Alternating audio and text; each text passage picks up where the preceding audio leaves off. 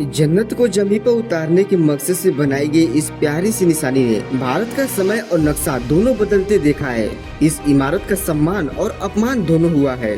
किसी ने इसका मूल्यवान समझा तो किसी ने इसका मोल भाव किया। मजदूरों के हाथों की कुर्बानी से लेकर सारेआम ताजमहल की नीलामी तक इस मकबरे से जुड़ी कई कहानियां हैं।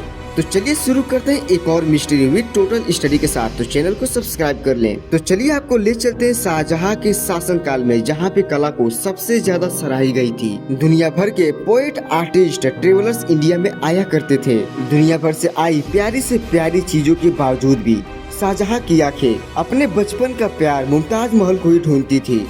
1612 में शाहजहां का निगाह मुमताज से हुई। उनके महल में और भी रानियां थी, लेकिन शाहजहां के दिल में मुमताज के लिए प्यार सबसे ऊपर था। इतना ही नहीं, उनको मलिका ई जहां भी कहा जाता है। इसका मतलब क्वीन ऑफ द वर्ल्ड होता है। मुमताज से इनको इतना लगाव था कि वो जहां भी जाते थे, पॉलिटिकल कन्वर्सेशन या वार पे, इनको अपने साथ ले जाते थे। 1628 में ये शासन में आए, सब कुछ सही चल रहा था। तभी अचानक शाहजहां के जीवन में एक अंधेरा आता है। वो होता है 17 जून 1631, जब मुमताज अपने 16वें बच्चे को जन्म दे रही होती है। उसी दौरान उसकी मृत्यु हो जाती है। कारण ये था लॉस ऑफ ब्लड, जिसको सुनने के बाद कहा जाता है कि शाहजहां को बहुत बड़ा सदमा लगता है, जो कई महीनों तक उबर नहीं पाते। जैसे तैसे कर वो अपने आप को वापस लाए। तब उनको याद आती है वो मुमताज की बातें, जो उसकी एक लास्ट ख्वाहिश थी।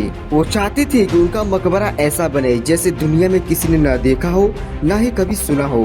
फिर शाहजहां ने अपने सबसे प्यारी रानी के लिए अपना सब कुछ लगा दिया। एक ऐसा मकबरा बनवाया जैसे मानो धरती पर स्वर्ग उतर आया हो।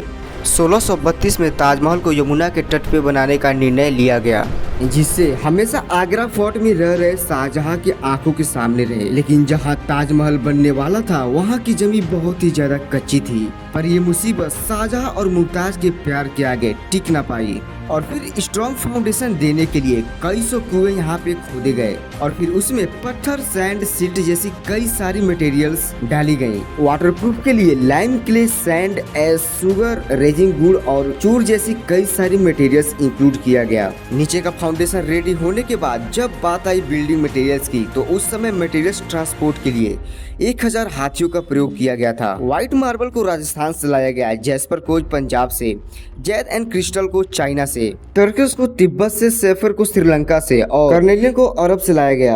ताजमहल के छोटी से छोटी मटेरियल्स को दुनिया भर के हर कोनों से लाई गई है। ताजमहल को बनाने में कुल 22 साल लग गए, जिनमें 2000 मजदूरों, शिल्पकारों, वास्तुकारों और कारीगरों का महत्वपूर्ण योगदान था। तो दोस्तों, ये जानकारी आपको कैसी लगी कमेंट बॉक्स में जरूर बताइएगा, और हमारे चैनल को सब्सक्राइब कर लीजिएगा।